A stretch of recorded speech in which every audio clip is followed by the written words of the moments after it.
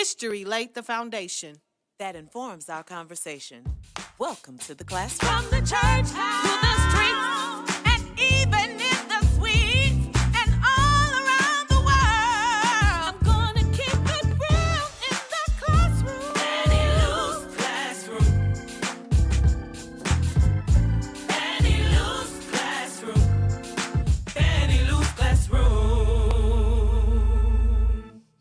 Welcome back to another episode of Fannie Lou's Classroom. And I know you all say I say this from week to week, but I'm excited about today's show.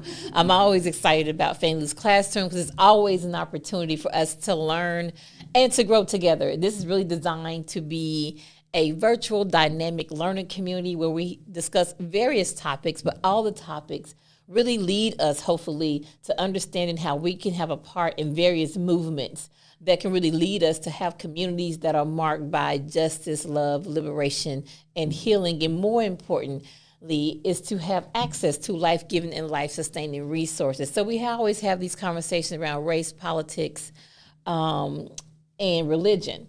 And what is our way, or what are some ways for us to exercise our faith in public life? So we really extend the conversations from a Sunday morning when Dr. Haynes is preaching down to on a Thursday where we can expand on conversations with amazing guests on various topics as you've already experienced. So welcome to the classroom. We hope you make sure, if you haven't already, and let your friends, family, and everyone know to like us on Instagram, like us on Facebook, and subscribe to our YouTube channel, Fannie Lou's Classroom, and hit the notification bell. Subscribe so you can be alerted when we go live every Thursday at 12 o'clock noon. So, I always got to give a shout out to the ones that make this happen every week. And so, Brooke, you up. We want to shout out Brooke. She handles all of our sound and audio. She's our audio engineer. We thank her for that. And she's on her own now because Roche has now moved on to pursue her dreams. And so, Brooke, it's all on you, and you're still doing an amazing job, so we thank you for that. Then, of course, we thank Cheryl and Shanika always for making sure we're ready to go every Thursday. Cheryl makes sure she handles all of our guests, making sure they have everything they need, and helping us make sure we get all of our confirmation. Just make sure everybody's set up and ready to go, so we can't underestimate what it means to have our guests prepped and ready to go. And then, of course, Shanika always fills in and does all she needs to do by way of research, crafting questions, and just making sure I stay on point and keeps everything together. So it takes a team of us to make Fannie Lou's Classroom run. And we're always reaching out and saying, hey, you can be a part of Fannie Lou's Classroom. We need all types of assistance.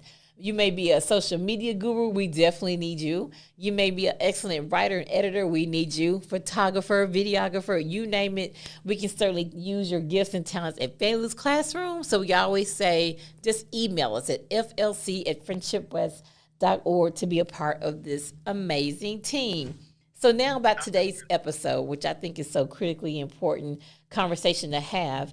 It is really an extension of or building on what we started doing last week in terms of conversation with Dr. Anne-Marie Mingo when we talked about her new book, but also what that book meant to her personally to excavate, unearth, and to tell us about stories of Black church women. So we'll continue that conversation today, but kind of expand it a little bit more with our guest for today, who is the Reverend Dr. Reginald Williams Jr. And so we want to talk about the power of ancestors, Black sainted figures, and spirit-filled revolutionaries. And I thought it was a good time to have this conversation because many of us who are Christian and observe Palm Sunday and Easter or Resurrection, however you call it, at your respective house of worship, and Holy Week. Like, what does it mean for us to have a look or an outlook or a view about Palm Sunday, Holy Week, and the resurrection? That is one that moves us to really see how we are all called to be revolutionaries, but also to be really filled with the Spirit to go out and do the work that Christ did, which was out in the streets, which it was confronting systems, institutions that produce outcomes that really lead to negative outcomes, particularly for Black people. And so I thought it'd be a good way to kind of have this conversation leading into that we can take maybe some new ways of thinking, having some of our assumptions challenged into Holy Week. So maybe it means something new and different for us this week, that we come on the other side of resurrection with the type of power to have the courage to go out and to do the work that God has called us to do beyond the four walls of the church. And so let me just go ahead and introduce our guest to you, who is a dear friend of mine and a brother in the struggle. So me and him, that's my road dog, so I know him. But I'm going to introduce him formally to you because you need to know who he is and what he brings to this important conversation. So we have the Reverend Dr. Reginald Williams, Jr., who is the first of 3 children born to Dr. Reginald Sr. and the late attorney Marcel H. Williams. He was born and raised in Chicago, Illinois, into a family which acknowledged and affirmed a spirituality that serves God by serving God's people, particularly in the case of liberation. Dr. Williams' pride and joy comes in the persons of his 2 daughters, Miss Nia and Marcel. William, do you call her something else? No. Oh. Yeah, I mean, yeah, she's hope she ain't watching. She's Momo, and my youngest one is 2. Yes, I think I always heard a different name, but yes. Yeah. And then Lelia Imani Williams. Layla Imani. Lelia Imani, yes.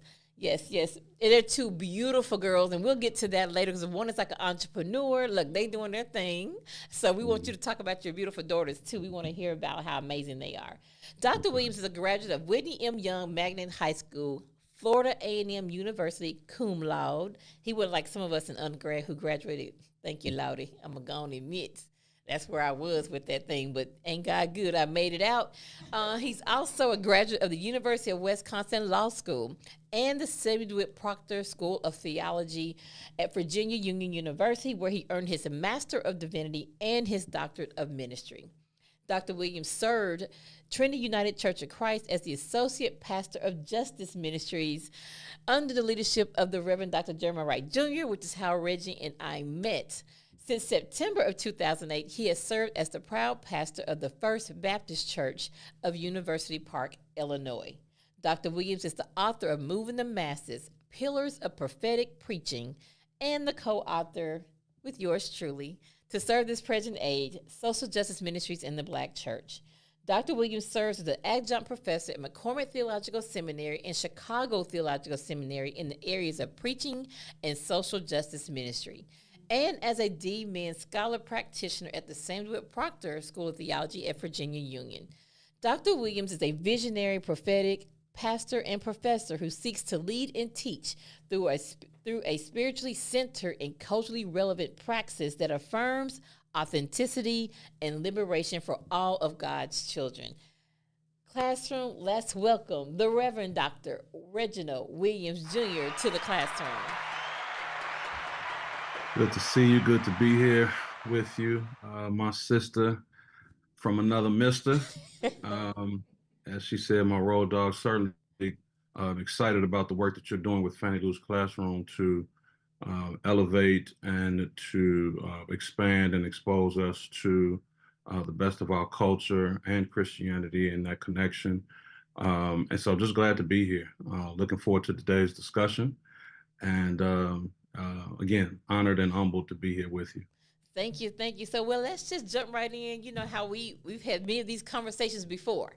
And so we just really want to talk about, right, because I do believe in it, as you do too, right, this idea of certainly sacred memory is something we should always be engaged in and use as a tool, right, or as a pathway forward, but also Sankofa as a way of movement building.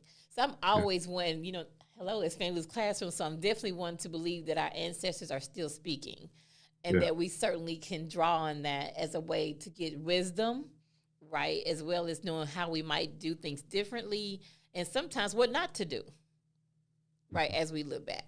So, and I just say, well, Palm Sunday's coming up. I know how many of us view Palm Sunday, how we view Holy Week, and then the resurrection. So, we always talk about, as Paul would say, I want to know Christ in the fullness of his, in the power of his resurrection, that we have resurrection power. But what does that mean, and to whose interest does that power serve? And when we say power, what do we mean? So I want to talk about all of that today. So we'll try to get all that in. But let's just start with something very, let's just kind of start with a foundational thing before we get to our sancted figures and spirit-filled revolutionaries, how that might be a way forward. Let's just talk about the significance of Palm Sunday and how we might view that. Yeah. Thanks for the question. Again, thanks for opportunity to be on with you and to do what we do on a regular, right? Right. Palm Sunday has changed for me over the years, as has this, the resurrection season. And one of the things that helped to change that was a book that I read that I will reference in 1 second. Coming up Palm Sunday, of course, the week before Easter, week before Resurrection, and at church where we get these palms, right, that we would turn into crosses, move them around, turn them crosses, keep them in your Bible or in your windshield, as a reminder about Palm Sunday, the week that Jesus rode in on a coat of peace. And it was just really a ceremonial, Easter Eve, if you will, on Sunday, getting ready for Holy Week and all of those types of pieces. There's an awesome book that I'd encourage everyone to pick up. It's entitled The Last Week. The Last Week. The Last Week. I believe it's by Marcus Borg and John Dominic Crossan. And one of the things that they remind us of is on Palm Sunday, we focus on Jesus coming in with the palms or whatever. What they remind us of is that every year at the time of Passover, Pilate would also come to town to make sure, as a Roman imperial figure, that the natives didn't get restless. And I want to say something else, but that the natives didn't get restless because remember, Passover was a celebration of liberation from domination. Right. Right. Passover was a liberative type of celebration for the people to remember how they had been freed from slavery, how they had been emancipated, right, by God. And so Pilate knew this, right? And so every year, Pilate would come in during Passover, during this celebration of liberation from domination, right? And Pilate would come in not wanting the people to get any ideas. So at the beginning of Passover, Pilate would come into town and have a parade in his honor, right? It was a military processional that was aimed at striking fear in the hearts of the masses, right?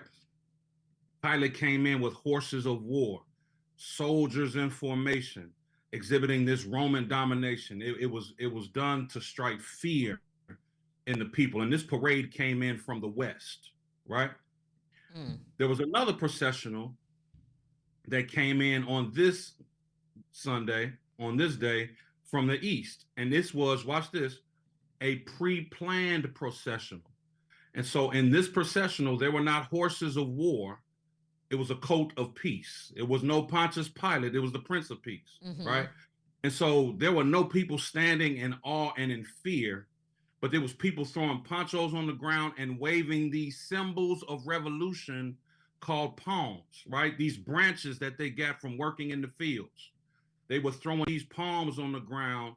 And here's what they were saying: Hosanna, blessed is the one who comes, not in the name of war, not in the name of fear, not in the name of domination, but blessed is the one who comes in the name of liberation, in the name of the Lord. Hosanna, save now, right? Save now, because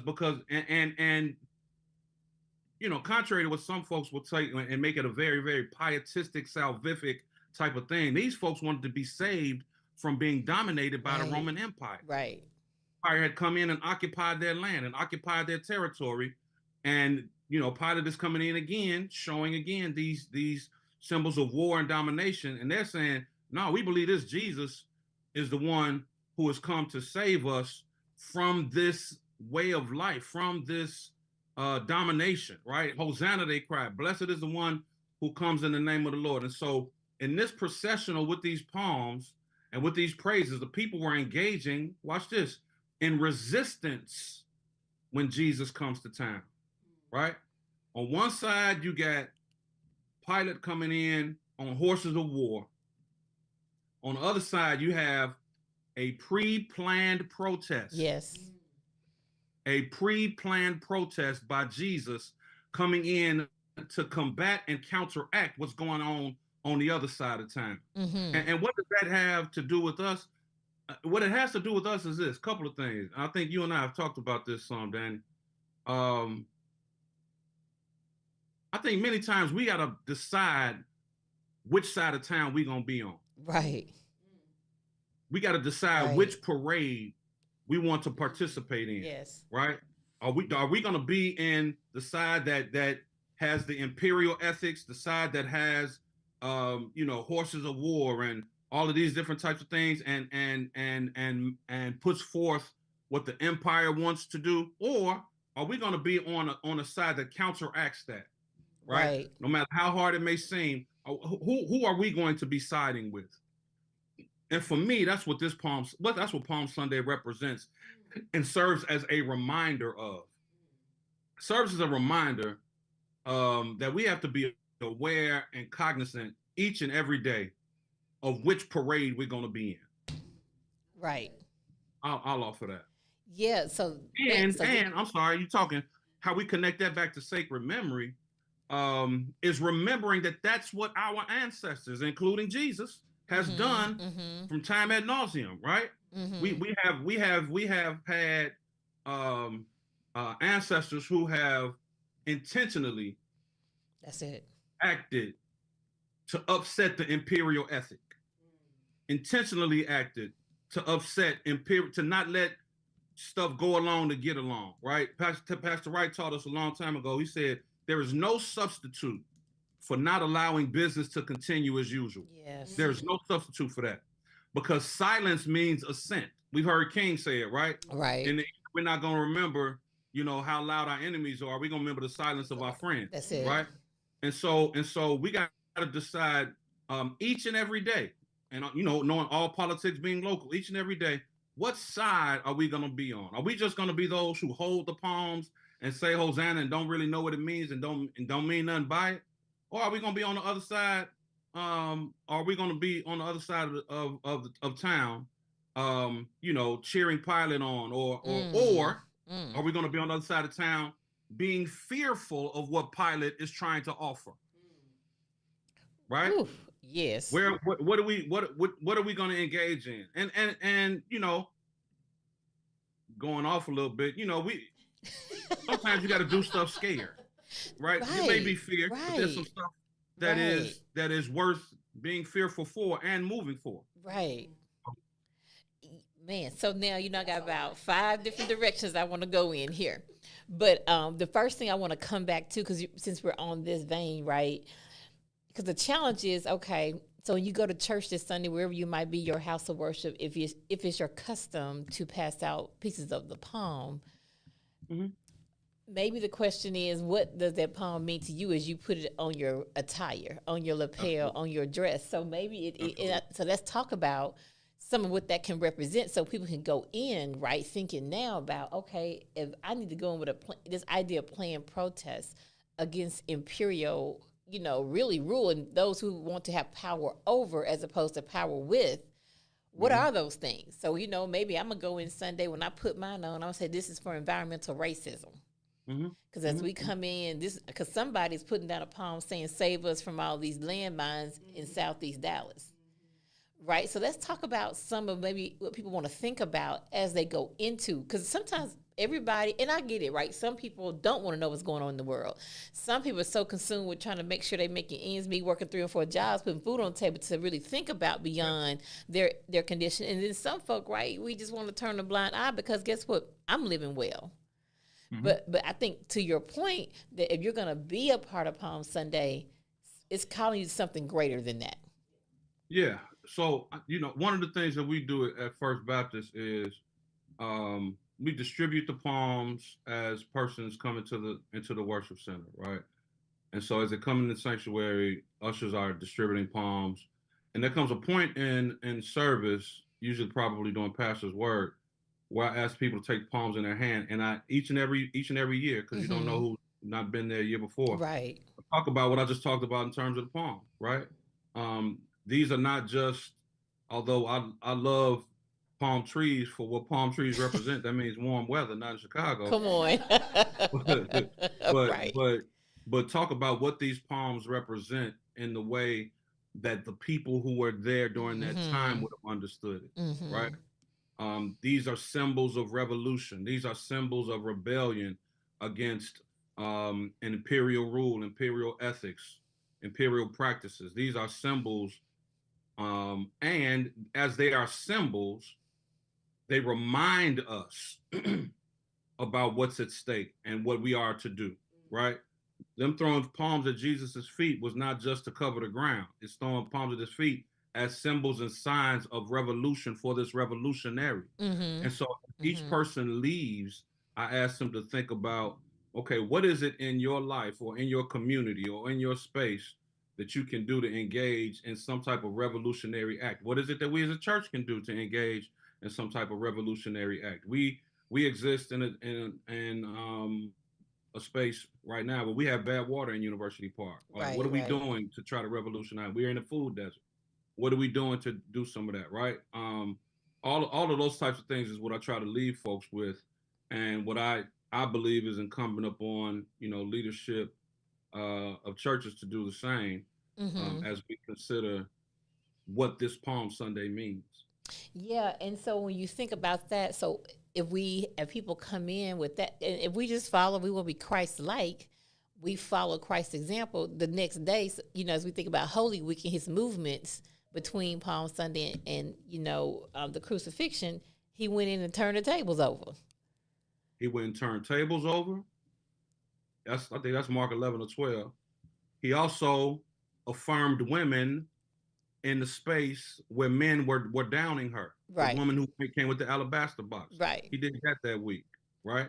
All of these revolutionary acts that upended patriarchy, that upended imperialism, that upended Jesus, and it's not like he wasn't doing it all his life. Right. Exactly. It was coming to a culminating That's head right. because he was going to be lynched. That's right. On Friday, but yeah, it was a culmination of what he's been doing all along. Yeah, because I think to me it says as we go into Palm Sunday that we go in with a particular type of reverence for the day, and to your point, as an act of sacred memory and Sankofa, looking back not only with the people of that day, but also the ways that our own people have gotten up from Palm Sunday and went out, marched in streets. And I'm sure they were fearful because for them, it was immediate death. You might get pulled out that line and strung from a tree like ASAP, right? So I think to your point, though, fear cannot stop us. Sometimes you have to do it with fear. It's that thing that they say, speak your truth even if your voice shakes, right? You have to do that. And I think to go from, because maybe... So he's come to your point, this processional, like Dr. Warren Carter calls it like political theater, that what Jesus intentionally did as he moved through the city. So it's this idea of just, okay, their Hosanna, save us from this imperial rule, this domination. And the very next day, he's like, okay, the first thing I'm gonna go to, I'm gonna free you up from this bad news of poverty and exploitation. Yep. Right. So I'm going to go into these temples and really go to the center of the religious and economic power. Yep. And so I think that it's a way for us to think about it's also a way of reflecting on Palm Sunday as we sit in our services. That the triumphant entry of Christ should then also have some kind of relevance to what we're going to do when we get out of church on Sunday, from Palm Sunday, right? And what we commit ourselves to in terms of movements. That's the call. To me, that's the call of Palm Sunday. Yeah. It is more than a. This I'll tell you. Stuff has shifted. It is more than a. Certainly more than just another Sunday. Mm-hmm. Certainly more than another ritual. Right. Or holy habit. Holy habit. Yeah. But what is it that, and this should be our goal and aim every Sunday, Right. But what can I leave with today that's going to help not only change me but the world and the community in which I sit? Right. Yeah. The Yeah. four blocks to my north, south, east, and west. What gas will we put in my tank? So that I can leave here going to do that. Yeah. Yeah, for sure, for sure. And so let's talk a little bit about some of those people who we feel really model that Christ-like behavior. Who we would say, and I say a black sancted figure and spirit-filled revolutionaries because in the context in which we're talking, and probably the majority of those who are listening will be in the Christian context. But I always think it's so important to lift up those who may not be, but they are not without spirit. They did not move without spirit, right? That spirit is just not contained to just Christians, right? Absolutely. So I think it's important to even call those names in this moment because I think it's a way for people to go research, to learn about these. Now, obviously, we have one who I would definitely say is a sainted mother is Fannie Lou Hamer. I was about to say you got the show named after one of them, right? So call her name every week. Every week, because I think she represents very well, of what it means to move from Palm Sunday to action on Monday. Like she understood that fully. So let's talk a little bit about some of those who you would say, and I'll throw another person out who I would say was a spirit-filled revolutionary, which would be Queen Mother Nana Yasatua, for example. Who, when the men were like trying to negotiate during that Golden Stool War, trying to negotiate with the British, she's like, no. The only thing we have here is defeat them, right? That we would not give in. And she went forth, right? She really rallied the women to be warriors. Now, eventually, she was exiled to the out in the Seychelles, right? As they did with a lot of them. But I think to me, she's a spirit-filled revolutionary who really, right, who was Christ-like when you think about the ways in which she rejected any type of domination over her and her people. And she was willing to go out and do what needed to be done to ensure their survival, not just their survival, right, but to make sure their culture, those relics that were very much unique to their culture, like the golden stool that the British, would not return, right? I think that is so important to even look at women and people like that, even if you're a Christian, to look at that person and their life as a way of seeing the ways in which you too can go out and be in revolutionary. And of course, a lot of times revolutionary, if you say, oh, she's a revolutionary, we have put such what I call a negative spin on that. Like we try to make that seem like you are anti when you're really for, right, justice and equity.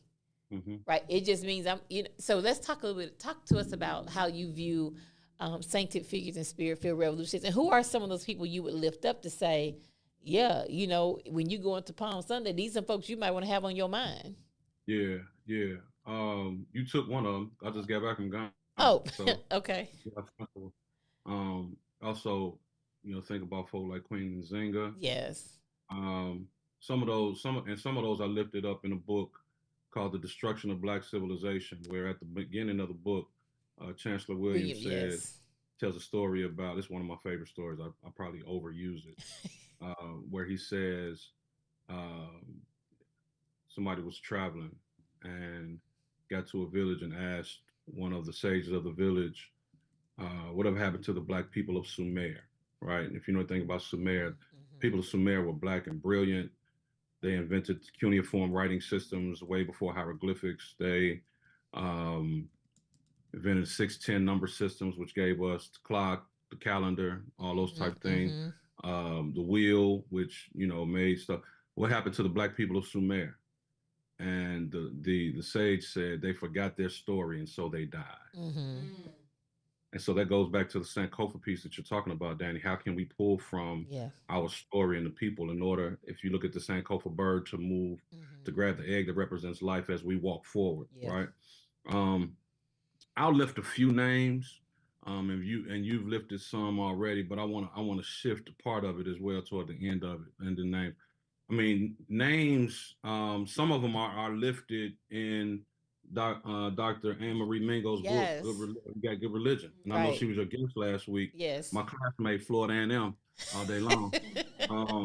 But Anne Marie does a great job of lifting Black women's faith and courage and moral leadership in the civil rights movement. Yes. And so you have folks like her. You got folks on the continent like Patrice Lumumba. Yes. You have folks on Steve Biko. Folks that fought alongside Nelson Mandela, Winnie Mandela. I mean, you have folks the world over on the continent and here.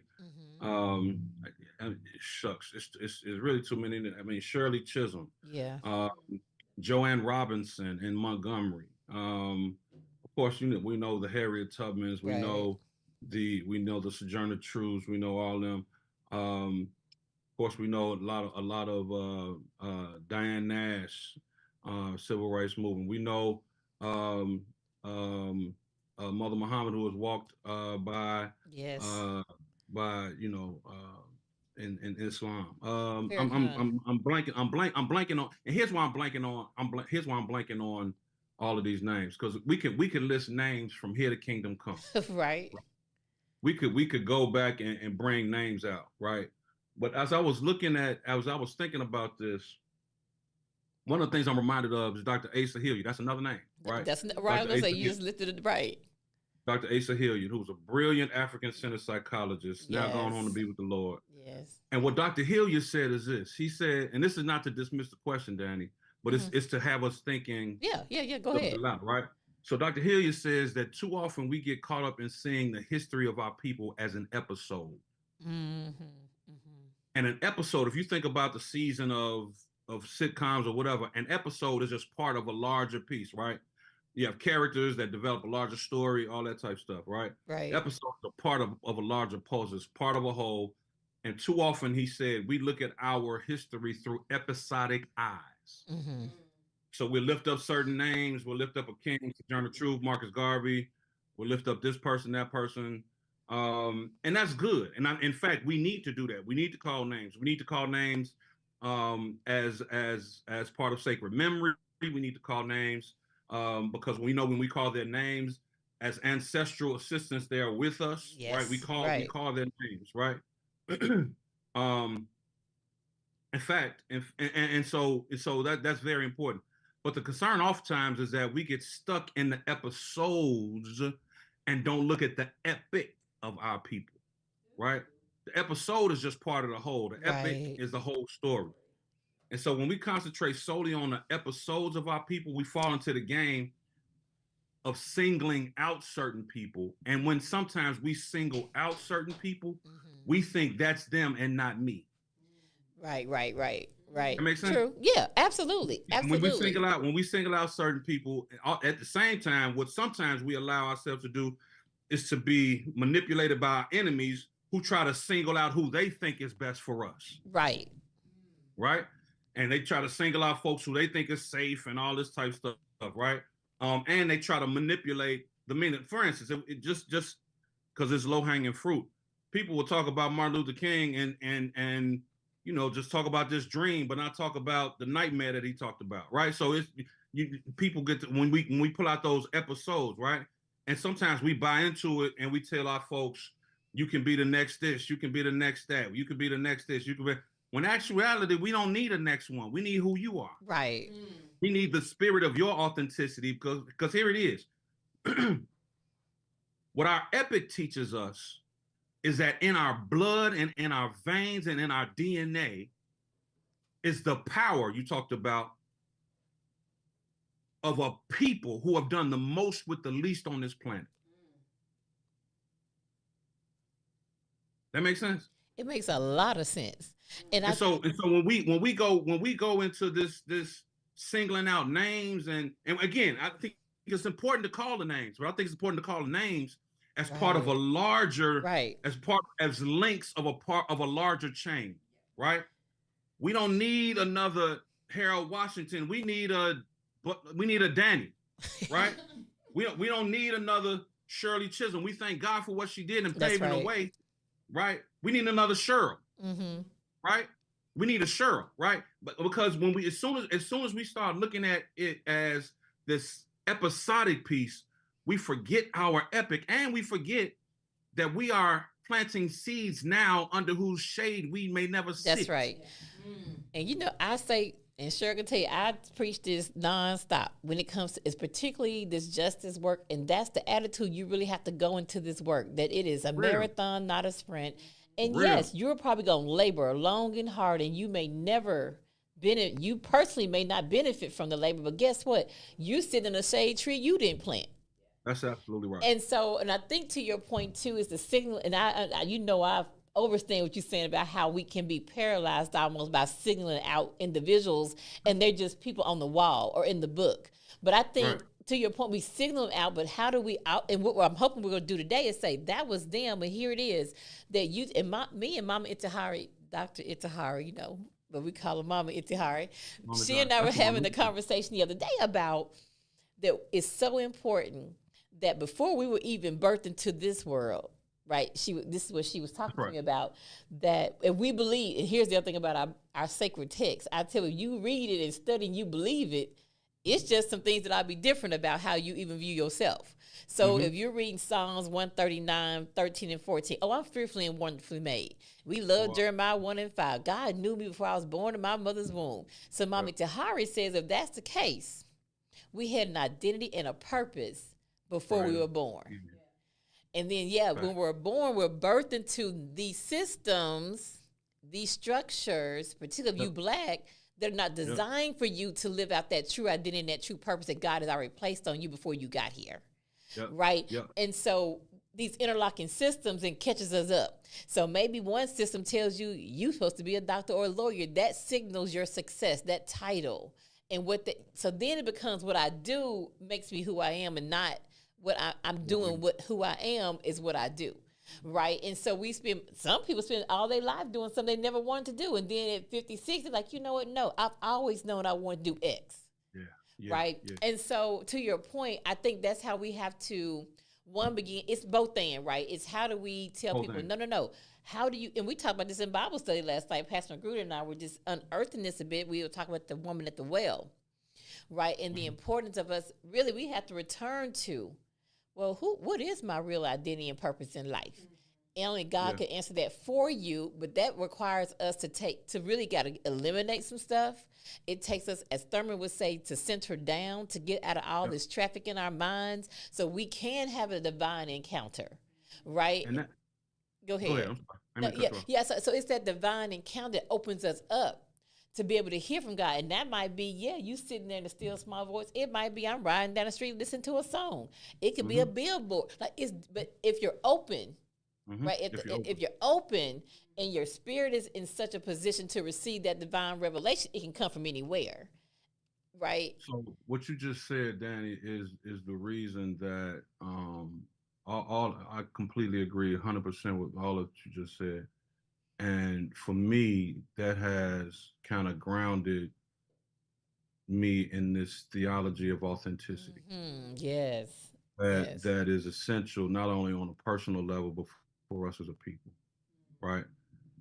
You mentioned Howard Thurman. Thurman talks about the sound of the genuine in you, and you quoted some of that. He says, everyone has this, and I'm paraphrasing. Right. Everyone has the sound of genuine in them. He says, listen to this. You talk about those systems. He said, if you hear it and don't heed it, it's better that you had never been born in the first place. What he also said was, if you never get to it, you will find yourself on strings always played by somebody else. Come on. Oh, my. Yes. And so the systems play us if we're not living into who it is that we are. That's right. That's right. I mean, I was in Ghana about a month ago, right? And being in Ghana and witnessing just a different way of approaching life. Yeah. Now, there's some Western influences that are starting to make their way even more over there, right? But on some basic stuff in terms of talking to folks, it's, we're finding ourselves played on strings, and that's that's a manifestation of white supremacy, Yeah. or in the words of Hunter Adams, white body cultism. You don't want to call it supremacy because Right. because Supreme they ain't about it. supreme in nobody, Right. right? Right. But white body cultism, which makes us think that something other than ourselves is better than ourselves, right? That's something when we internalize it, right? So that speech by Thurman is so important, and it's really sacred text as well. It is. It really is. So yeah, I think offering that for a personal, in addition to what you said, Danny, as a personal and a people's type of, if we can move to that ethic as best we can, I think that would be helpful for us. Yeah, so I'll lift that text, Meditations of the Heart by Howard Thurman. That's another good, I think that just needs to be on everybody's end table, coffee table, your bookshelf. That needs to be in your home, right? I think that's just an excellent, he was so profound, right? What I would say a sainted figure, right? He is a Black sainted figure as well. And that's what I mean by calling these names and drawing on those deep wells of wisdom. And so that you understand, because I think that connects us culturally in a way that it should lead us to say, oh, so I do have my own genuine. And I think that's what keeps us from not making it episodic. And we have to push back against the ways in which Western culture, but also more specifically, how now Black History Month and Blackness has become corporatized in a way to where it's telling us what is and what isn't. So and I think we have to do that work of unearthing our own history, our own culture, so that we see it more fully and that it's not just this one person or this one person, or I want to be this next. Because I don't study a Fannie Lou Hamer or Ella Baker to be the next, but I'm studying to say, oh, here's how they view the world. This is how they organize in their day and time. But what does that mean for me in 2024? What does that mean in light of who special gifts and talents that I have? How do I best utilize what I have? Because we're all still moving these movements, right? The same things they were fighting for, we're still fighting for now. And that we are for, in terms of justice and equity. That, like Angela Davis says, I always say this, I love her text, freedom is a constant struggle. And I think, so we read that because we're like, we're still on this trajectory. And I tell people, Friendship West is not unique in who we are and what we do. We may be an anomaly because we're in Dallas, Texas, but we are in a long line of Black churches who understood what it means for faith and public life to intersect, that you have Jesus and justice. That's right. Right? That it's body and soul. And so I think we have to look at it like that. Oh, I'm finna take this, hopefully, if we do this right, I'm taking us a little further. Then the next generations take us another, because we're always going to be fighting against these oppressive systems that are undergirded by white privilege. Right. And white, what you kind of got me some new language, white cultism. White body cultism. White body cultism, yes. So I think that's what's important. And so that's why I think the Black sainted figures, spirit-filled revolutionaries, we also, I think, particularly as Christians, and I'll say Christians, and I'm going to say the South, and definitely Southwest, I'm in Texas, that we have to learn how, yes, being able to lift up someone who may not be a Christian or claim Christianity, we still pull them in. Like they're still they're still part of our ancestors, that they too are important. What their working witness is just as credible and important for us to look to. Because really, when you look at their movements, Christ-like movements, right? Engaging in going against systems, institutions, and structures for the benefit of saying, no, this is evil, right?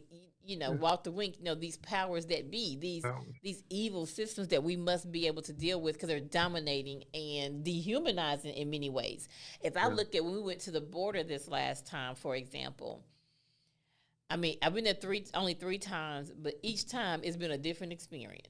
Wow. And the way, so I'll give you just a classic example. One is where they were like, oh yeah, when the Haitians, Cameroonians, maybe Nigerians, what I say, people who look Black like me and you, how they talk about, because they call them language and cultural barriers, but check this, y'all don't say about the Russians and Ukrainians that come through the border.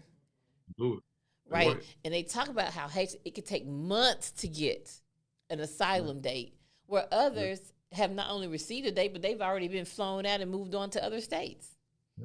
Right? And I'm saying that where and how do we understand that we too, that those are our people, like that we are part of this diasporic community, because when they hit that border, if you were down there, they would see you the same way, right? And how we don't buy into this thing of they need to go back where they came from, or they're this and they're that. Like, no, those are our people.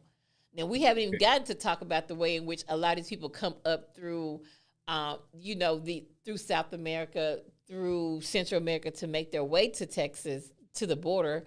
It's because of governmental policies, interference that have upended people's economic systems, their social structures, the way in which they move and have their being has been completely demolished, disseminated, and they have been dehumanized. That's why people are on the move around the globe, right? That's why people on the move around the globe. That's why corruption is taking place. When you're thinking about Congo, Sudan, Yeah, right. And Haiti. And Haiti, currently now what's happened? Yes. A lot of that's because of CIA and American interference that has destabilized stuff, and it's caused a lot of the unrest. Right. You go back to even the Venezuela stuff with the migrants. That's right. The Venezuela. Right? Yes. So right. Exactly. A lot of this has to do with foreign policy, and going back to Palm Sunday, imperial ethics. Right. That's right. Because here it is. Empires don't change. I don't care what millennial or century that it's in. Same playbook. Right. It's the same playbook. And I think that's why we have to be able to see. This is why, yes, we lift up the Black sancted figure, the spirit-filled revolutionaries, because they're the ones who have been put in history books, at least. But we know there's so many unnamed people, and that's why Dr. Amory Mingo's book is so powerful, because she's unearthing these stories of Black church women that nobody has ever asked them about what you did and who you are. And so that's why I think it's so important, because I think it also says, and I think last week we asked her about the cover. And the way she broke the cover down, I was like, that's it. She was intentional about not having historic cover on the front. And really, if you look at it, you don't really see faces. You see bodies. Because that means you can go there. You can go there. Cheryl can be in there. You can be in there. Brooke can be in there. I can be in there. And I think that's why I think this is such a good, rich conversation to start with, because obviously we could talk for the next 4 hours on this, because I think and I just want us to think differently about going into Palm Sunday this year, that it changes us forever, how we go in, what mindset do we have when we go in, and when we're hearing the message, how is that connecting with what you've already spent time on going into Sunday morning, right? How you view that, and then what to do on Monday morning. That's right. And some of that may be rethinking again. Am I doing what I've been designed and purposed to do before I was born? Do I need to? Do I need to I would say recover, reshape, and redefine who I am, and release. It was of what you were. What doesn't release some stuff, and it may be serving. And here it is, Reggie. It may be serving people, but it may not be where you really need to be serving, where you get the most out of what God has deposited in you. And that causes us sometimes to walk away from certain things, and it's not easy to do.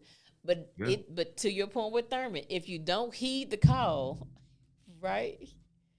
Better you never been born. So I think that's why it's important to really, as we take these high holy days in our houses of worship, to use them as pathways to be how God has called us to be, that also should have outside implications, communal implications, and should have implications as it relates to systems and structures as well.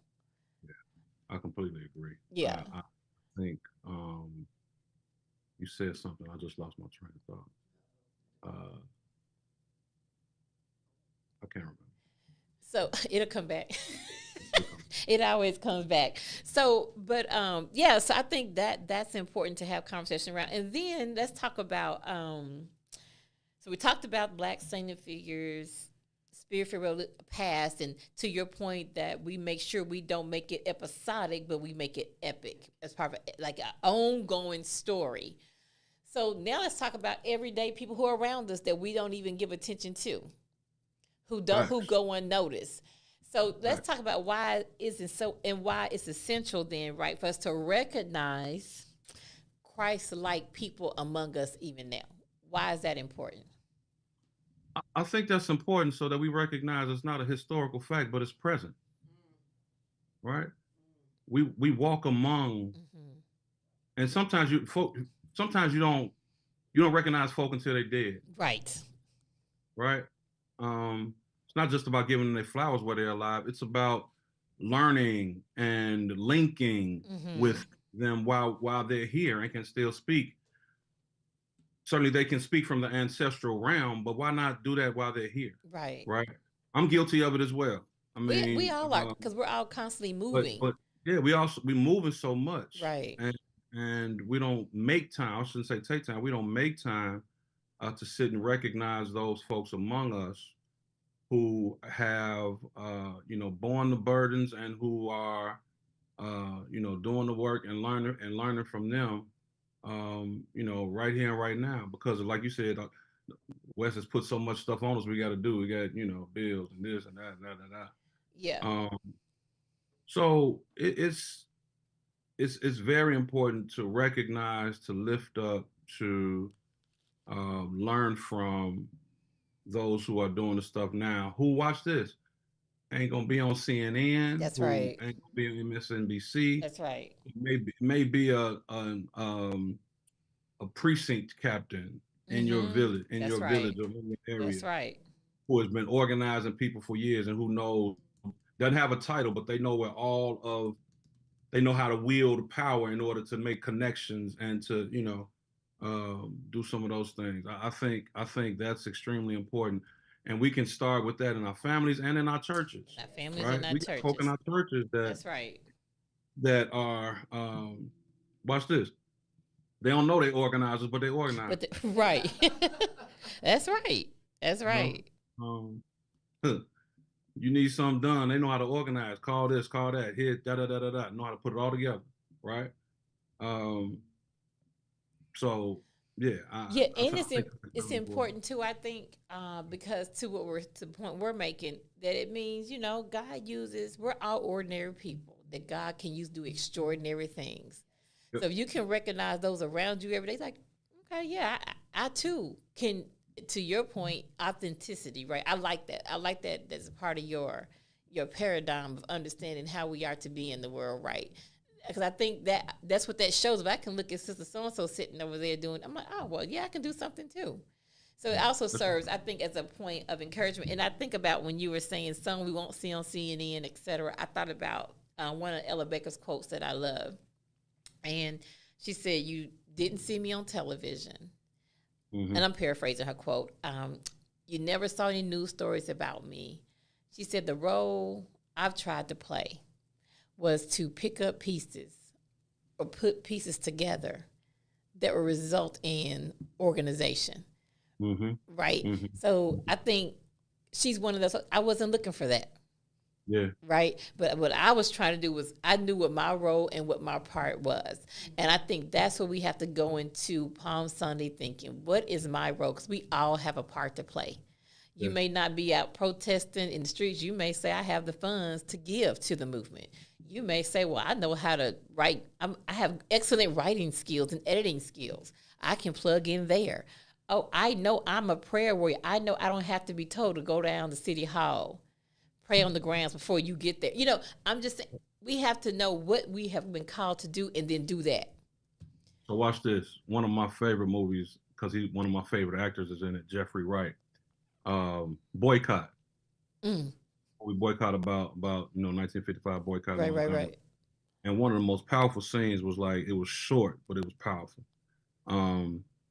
When they started getting tickets for, helping to do carpools and take folks around, they wound up buying, station wagons and leaving them at, I guess, a church or churches, right?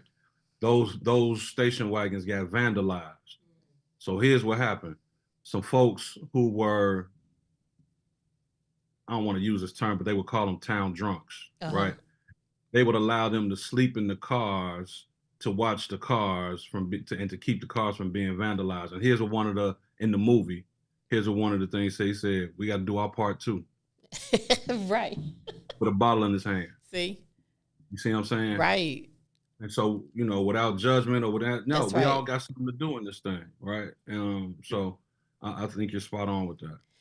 And I think that's a good point, not to leave on, but to pause on, because we'll have to continue this conversation. Because I think that's what I would like for what you just said. Is I would like for everyone who hears this between now and Saturday, before you go into Sunday, what part are you playing, and what does the palm that you place on you on what does that represent to you? What issue, right? If what is it that we need to be like saved from when we shout Hosanna? What are we saying? Save us from what? And we should all have a what as we go into Sunday morning. Reverend Dr. Reginald Williams, my friend, my brother. I call him my little big brother because he's much bigger than me physically, but I'm older by a couple of months. Oh, 1 month and 7 days. Oh my goodness. So he's my little big brother. Thank you for being here. We appreciate your genius. We appreciate your authenticity. And of course, just the amazing way that you know how to be intellectual. Also break that down. We all can get it and understand it. So thank you for coming on Fannie's Classroom today. I know people will be blessed up in the classroom on today. I know I was. Sure, were you blessed today? Brooke, were you blessed today? Brooke can't talk on the mic, but she's not yes in affirmative that she was blessed on today. Listen, thank you for tuning in on today's Fannie's Classroom. Just a couple of things. We want you to make sure you tune in next week where we really will continue some of this conversation, and we will have some amazing guests. Next week, we're going to have Asmira Hamari Davis and Dr. Tamara Lewis. Dr. Tamara Lewis has been with us before as we recovered the Black Jesus and have us to understand that Christianity, where its original roots started. And so next week, we're going to talk about what is the Holy Land to Black folks. And so Asmira is both a Palestinian and Black African American woman who knows this issue well, has been there, has started her own organization to deal with the Palestinian issue. And of course, Dr. Tamara Lewis is very much studied. And she goes, if you've heard it before, she goes right in to reclaim that Black Jesus and that being Christianity that really started down in Africa. So we look forward to having that conversation next week because so many people keep even asking me now, why are we concerned about what is going on in Gaza? And don't they call them Israelites, have the right to be there. So it's so much we just don't know because we have been given a narrative from a dominant media source. And many of us are not looking at alternative media sources and getting another story. So Asmira and Dr. Lewis is going to be a great combination next week. Again, what is the Holy Land to Black folks? Make sure you tune in on next week. Let everyone know to be back here in the classroom at 12 o'clock noon. And of course, you can always support us by purchasing a Fannie Classroom t-shirt. If you're watching on your computer, you can scan that QR code to purchase your t-shirt. Or if you're on your phone watching, you can go to friendshipwest.org/justice, and you will see a tab on our Justice landing page to purchase your Fannie Classroom t-shirt. Thank you for being here this week. We look forward to seeing you next week right here in the classroom. From the church to the